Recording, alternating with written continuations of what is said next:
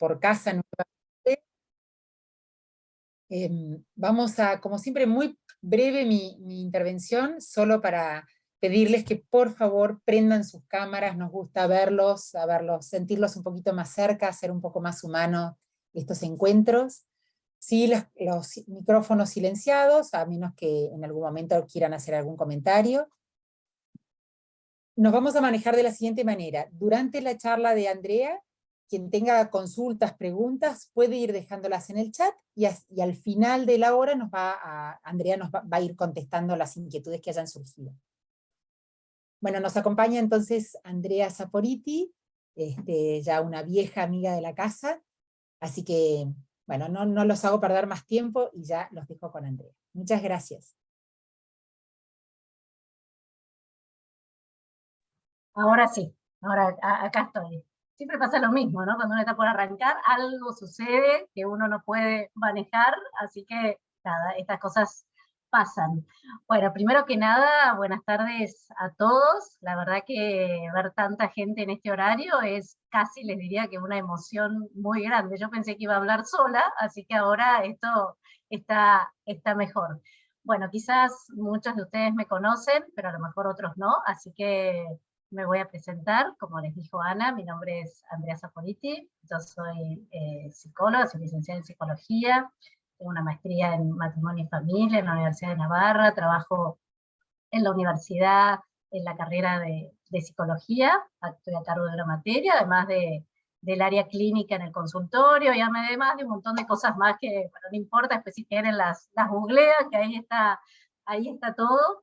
Pero bueno, me encantaría que vayamos empezando para tratar de ser bien puntuales, porque sé que después todos tienen que continuar con sus actividades y está bueno que aprovechemos este rato para poder reflexionar y para poder compartir un tema que probablemente la mayoría, si no sería el 80% de los que están aquí, estamos atravesando, que tiene que ver con esta etapa de la vida que es la mitad de la vida, y que cuando me propusieron el tema me pareció súper importante poder trabajarlo, porque vieron que a veces se trabaja mucho la adolescencia o la juventud o la última etapa de la vida, y en el medio queda un grupo, o quedamos un grupo que decimos, ¿y nosotros qué pasa? ¿No? ¿Qué pasa en esta etapa de la vida? ¿Qué pasa en ese momento donde de alguna manera se ponen en juego todo lo vivido y todo lo que queda? Sobre todo, por eso me pareció importante ponerle un título en positivo, ¿no? Como una oportunidad de reencuentro y de reconocimiento. Entonces, partiendo de esta idea, un poco el planteo de la charla va a girar en torno a esto, ¿no? ¿Qué es esta etapa de la mitad de la vida? ¿Por qué se habla tanto de la crisis de la mitad de la vida? ¿Y qué sería una crisis de la mitad de la vida?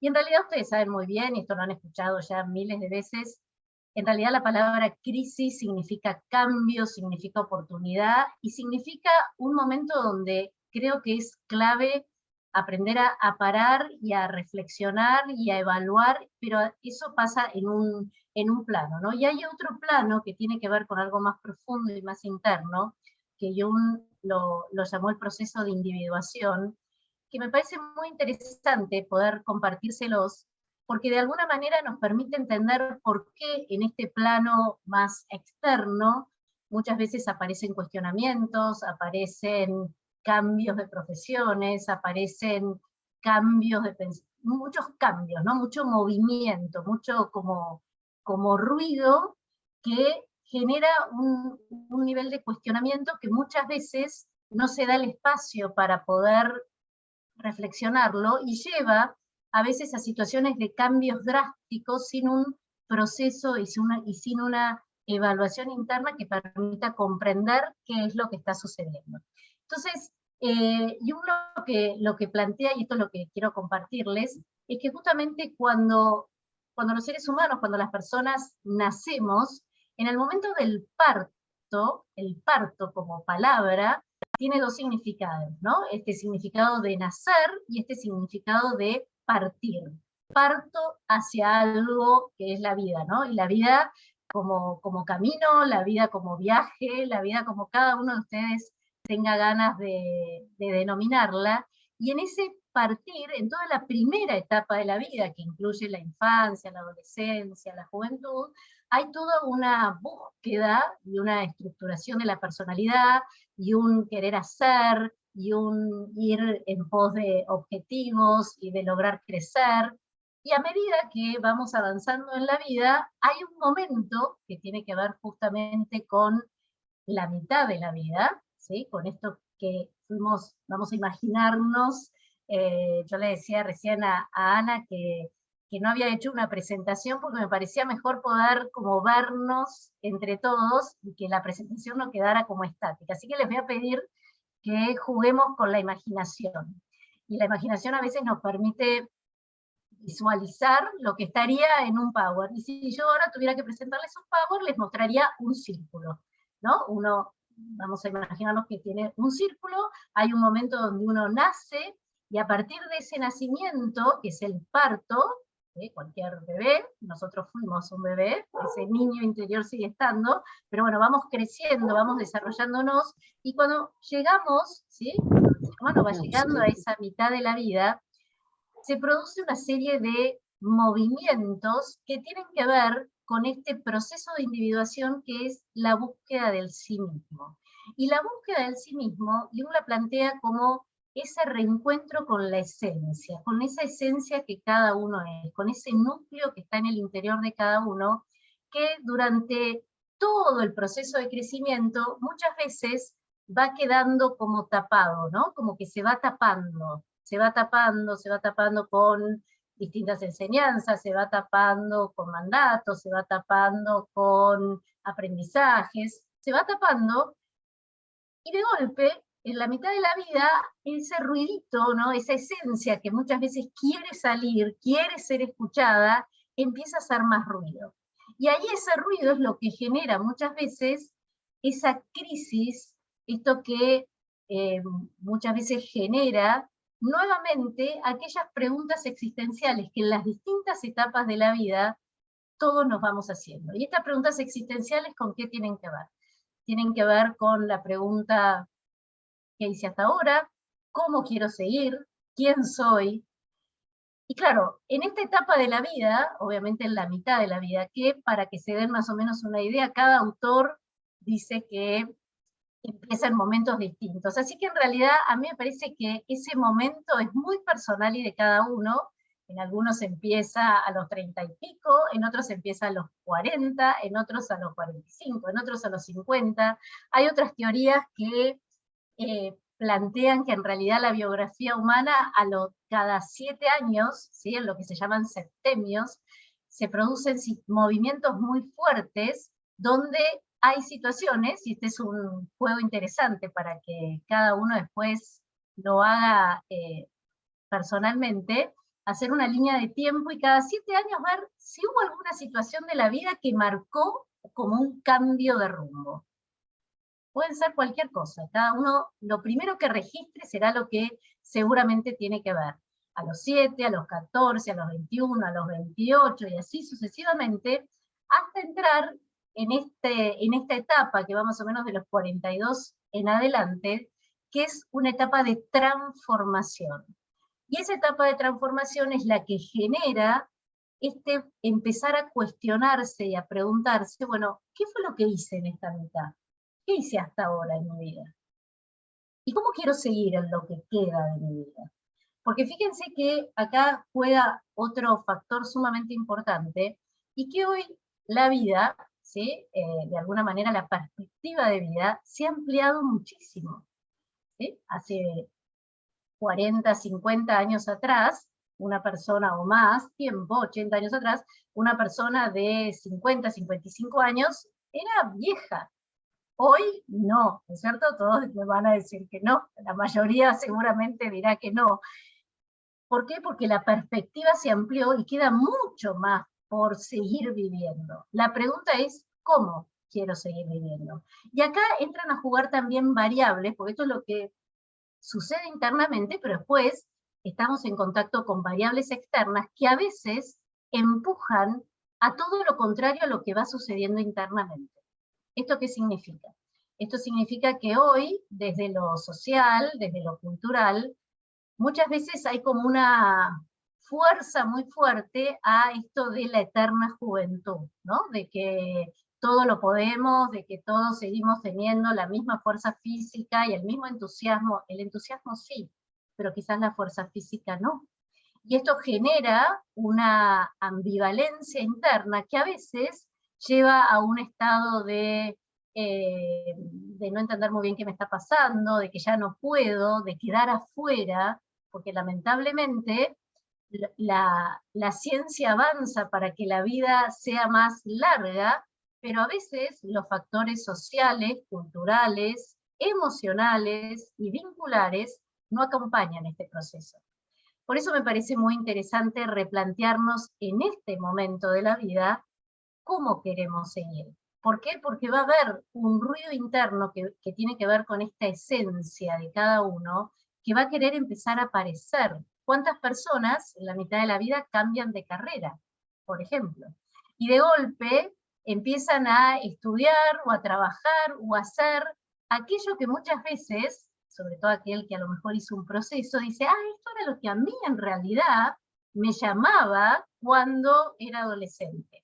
Pero en realidad estudié esta otra cosa porque mi papá, porque mi mamá, porque la historia, porque había que hacer las cosas con mucho esfuerzo. Y acá empieza una etapa donde justamente me parece que el planteo es que las cosas sean realizadas, pero sin esfuerzo, sin ese esfuerzo de sacrificio mal entendido, porque eso no quiere decir que no haya que hacer las cosas hay que hacerlas, pero desde otro lugar. ¿Por qué? Porque hay un cambio de mirada, hay un cambio de perspectiva. Esto es lo que se llama la metanomia, ¿no? Este cambio de mirar lo que nos está sucediendo y empezar a registrar internamente qué es lo que está empezando a sonar en el interior, que muchas veces tiene que ver con cosas que quizás siempre estuvieron, pero no había espacio para que pudieran empezar a expresarse. ¿Cuántas personas comienzan a realizar manualidades, a vincularse con el arte, a volver a vincularse con la espiritualidad desde otra mirada, a empezar a conectarse realmente con ese sentido propio y personal de la vida, que de alguna manera es la que comienza a aparecer en esta segunda mitad. Y en esta segunda mitad implica un replanteo realmente, no solo existencial, sino de resignificación. ¿Y qué significa resignificar? Significa darle sentido a todo lo que estuvo anterior, porque en realidad cuando partimos, porque nacemos, y partimos porque acabamos de salir a este viaje, también nos partimos. Y cuando llegamos a esta etapa de la mitad de la vida, de estos cuestionamientos, de este replanteo existencial, de este empezar a registrar la propia esencia, de alguna manera cerramos el círculo y nos enteramos. Fíjense qué interesante que es esta palabrita, ¿no? Porque cuando uno se entera, se hace un entero, se hace uno, ¿sí? Somos una unidad. Pero además, cuando uno se entera de algo, entiende. Ahora entendí, ahora me enteré que tal cosa, bueno, eso lo uso en el lenguaje coloquial, pero en realidad cuando me entero internamente, es cuando comienza realmente a aparecer el sí mismo, eso que soy. Obviamente, esto no es fácil y requiere de todo un proceso y de un trabajo interno, donde justamente aparecen las luces, aparecen las sombras, aparecen las heridas, aparecen los proyectos y las frustraciones que quizás no se lograron, aparecen los cuestionamientos, y esto tiene mucho que ver con algo que plantea otro autor que a mí personalmente me gusta mucho, así como Jung, está Erik Erikson, que plantea que esta etapa de la vida es la etapa de generatividad versus estancamiento. Y fíjense qué interesante, pues estos autores son del siglo pasado, y sin embargo hacen una descripción de la vida adulta que es perfectamente compatible con lo que vemos hoy. Inclusive, les digo para aquellos que les interese, hay un librito que se llama El arte de envejecer, que es de Cicerón, y realmente si uno lo lee, ya en esa época se planteaba la importancia del concepto de continuidad, ¿no? Cuando uno llega a la mitad de la vida y ve a una persona que está transitando esta segunda etapa, esta etapa de transformación, es donde se ponen en juego todo lo vivido anteriormente.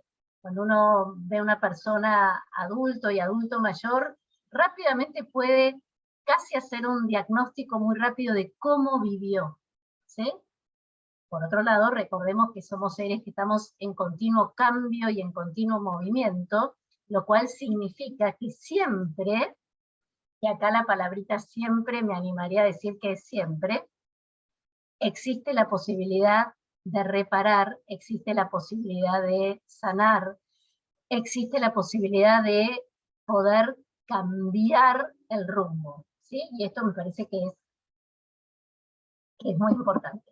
Entonces, volviendo a lo que les planteaba, lo que les estaba contando, que plantea Erickson dice que esta es una etapa de generatividad versus estancamiento.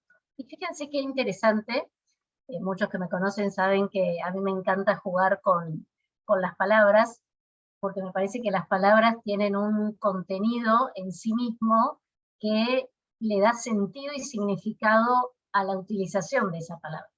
Fíjense que la palabra generatividad, si estuviéramos en vivo y bueno, estamos en vivo, pero quiero decir, si estuviéramos en un lugar presencial, les preguntaría qué les resuena, que cuando digo generatividad, qué es lo primero que aparece, y seguramente alguno si quiere lo puede escribir, pero seguramente aparecerá generar, no sé, generación. Fíjense que es la raíz de generatividad coincide, ¿no? Con generación y con generatividad, generar algo. Y esta es la etapa para generar, pero para generar de una manera diferente a como se venía generando en las etapas anteriores. Porque es una etapa donde tiene que ver también no solo con el generar y seguir produciendo, pero no para uno, sino también para las generaciones que vienen. Y esto me parece que es importantísimo, ¿no? Porque en realidad como adultos está bueno poder preguntarse qué estamos generando para los que están viniendo atrás nuestro. ¿Qué es lo que generamos? ¿Qué espacio estamos generando? Y cuando el que está viniendo se encuentra, y eso, cuando digo el que está viniendo me refiero cuando un niño, cuando un adolescente, cuando un joven se encuentra con un adulto generativo, con un adulto que se está preguntando, con un adulto que sigue creciendo interiormente, de alguna manera está dándole el espacio para crecer, porque la vida es un continuo crecimiento, no es que llegamos acá, listo, fin de la historia, y no hay nada más para hacer. Creo que es el momento para empezar realmente a ser, no a hacer, no con H, sino eres, ser. Y creo que la generatividad, Erickson la plantea como una etapa bastante larga, él dice más o menos de los 42 a los 70, 75, es esa etapa donde generamos para la generación que viene, para nosotros y para los otros. Y esto coincide un poco con este planteo de Jung, de este proceso de individuación, ¿no? De poder conectarnos con la esencia, con lo que cada uno realmente es, que empieza a necesitar aparecer. Ahora, ¿qué sucede si esto no sucede? ¿Sí? Porque obviamente esto es un trabajito personal de encuentros y desencuentros con uno mismo, y acá es lo que Erickson plantea versus estancamiento. ¿Qué pasa con el adulto que no se cuestiona o no busca estas respuestas o no encuentra el sentido y queda estancado en otra etapa? ¿Sí? Lo que sucede es que el adulto estancado va a tener características de otra etapa de la vida. Va a ser el adulto que de alguna manera quiere mostrar esa eterna juventud como sí, porque la juventud y el espíritu no tiene edad, y el espíritu se transmite a través de los gestos, a través de la mirada, a través de las expresiones, a través de la vida de cada uno, pero donde no es necesario demostrarla. El adulto estancado es ese adulto que pretende ser lo que no es, ¿sí? Ese sería lo que hoy muchos autores llaman la adultescencia, ¿no? Ese adulto que parece un adolescente y que tiene las características de adolescente, pero que en realidad no lo es, porque además hay algo que en esto me parece súper interesante, ¿no? Y es cómo la naturaleza es tan sabia que nos va mostrando sutilmente cómo cada estación, hay autores que describen las etapas de la vida como las estaciones del año, y cómo cada estación tiene una riqueza en sí misma. Y fíjense que sutilmente, atrás de fondo de todo esto que estamos describiendo, el tiempo sigue pasando. Al tiempo no le importa si la ciencia avanza, al tiempo no le importa si hoy es 2022, 2023, 2020, si hubo pandemia, si no, el tiempo pasa. Y pasa silenciosamente. Sin embargo, en esta etapa de la vida, en la mitad de la vida, empieza como a mostrarnos que ya no vemos tan bien, que ya no oímos tan bien. Yo siempre digo que es buenísimo porque uno se encuentra con alguien que está en la misma etapa de la vida y siempre te dice que estás igual. Mentira. Más mentira no puede ser, tú voy a estar igual que a los 20. No. Y por suerte, ¿no? Porque si uno estuviera igual, sería un problema, en realidad. Y cuando se niega este paso del tiempo, eso no quiere decir no alimentarse bien, no cuidarse, no tratar de transitar esta etapa de la mejor manera, pues por supuesto que sí, y creo que eso es clave, pero creo también que es un momento donde el adentro y el afuera se hace mucho más visible, mucho más tangible. En otras etapas se disimula más quizás, pero a partir de la mitad de la vida ya hay cosas que no se pueden disimular. Si uno no ve, no ve, es así de simple. Si uno no escucha, no escucha. Si uno no tiene la fuerza del cuerpo que tenía antes, esa fuerza no hay que forzarla, hay que canalizarla de otra manera distinta, ¿sí? Es acompañar el proceso, porque si no lo que se produce es este estancamiento que Erickson plantea tan claramente, que lleva de alguna manera a eh, a un vivir que no tiene que ver con lo que realmente está sucediendo. Entonces aparecen estas situaciones donde hay un cambio de todo, cambio de profesión, cambio de pareja, cambio de esto, cambio, pero es un cambio externo y no interno. Y acá el proceso es interno. Y esto requiere de algo que es muy difícil en este tiempo, requiere de silencio, algo que nos cuesta mucho. El silencio es lo que nos va a permitir empezar a escucharnos realmente para poder empezar a despejar todo esto que se fue de alguna manera creando, que fuimos armando en todas las primeras etapas de la vida, para poder resignificarlas, para poder empezar a, de alguna manera, reencontrarnos. Eso no quiere decir que dejamos de ser lo que éramos, sino que de alguna manera es empezar a ser más auténticamente quien uno es. Por eso, en algún punto hay un cambio en los intereses, que seguramente eran intereses que antes estaban. Hay un cambio en los planteos, y uno empieza, de alguna manera, a discernir con más claridad. ¿Qué significa discernir? Discernir significa separar. ¿Sí? Voy separando, voy abriendo la paja del trigo, voy de alguna manera despejando para poder conectarme con lo que realmente es esencial. Y ahí es donde la persona toma conciencia que lo esencial son esos momentos compartidos, que lo esencial son los vínculos que nos sostienen, que lo esencial son aquellas cosas que a lo mejor alguien quiso escribir y nunca escribió, o pintar, cada uno sabrá qué es aquello esencial que va descubriendo y develando, porque en realidad estaba, no es que aparece de golpe, ¿sí? Aparece de golpe porque uno no le dio lugar a aquello que no estaba. Por eso es un momento muy importante, sobre todo en estos tiempos, que la perspectiva de vida, como dije antes, es muy larga, darnos este espacio para reflexionar realmente cómo queremos transitar el tiempo que queda. Hay una mayor conciencia de la finitud, algo que todos sabemos que va a suceder, todos sabemos que nos vamos a morir, y sin embargo nadie quiere hablar, ¿sí? Esta es la certeza más clara que tenemos los seres humanos, y sin embargo la evitamos como sea, inclusive hasta muchas veces en el lenguaje coloquial aparece un poco este mito de no hablemos, no vaya a ser que venga. Va a venir igual. Como va a venir igual, es un momento clave para prepararnos más conscientemente. ¿Por qué? Porque en algún punto, en este proceso de individuación, en este reconocimiento de sí mismo, hay un mayor grado de conciencia.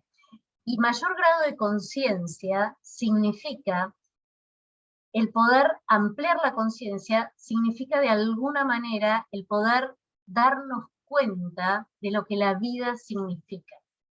Y ahí es donde Jung esto lo plantea con mucha claridad, ¿no? Es este despertar interior. De golpe uno ¡tac!, se despierta, me di cuenta, tomar conciencia ¿qué es? Es de golpe poner luz sobre lo que realmente es importante. Y acá me parece que es fundamental también que cada uno se anime a preguntarse qué es para mí, ¿sí?, realmente lo esencial. ¿Y qué es esto que necesito que se ponga en juego? Porque en algún punto, y ahí engancho nuevamente con Erickson, esa generatividad es lo que permite desarrollar valores que acompañan en esta etapa, que tienen que ver con el cuidado personal y el cuidado hacia el otro, porque es una etapa donde se cuida a los que están creciendo y se cuida a los que están partiendo. Otra vez la palabrita partir. Fíjense que cuando de alguna manera llega el momento de partir, lo primero que uno asocia es la muerte. Uno parte, terminó el viaje. Esto es un viaje. Estaría bueno que nos animemos a transitarlo desde esta esencia propia de cada uno. Y la vida todos los días nos da una nueva oportunidad para, que a veces postergamos, ¿no? Creemos sobre todo en la juventud, creemos que tenemos toda la vida, y a medida que el tiempo va pasando nos damos cuenta que el tiempo se va cortando.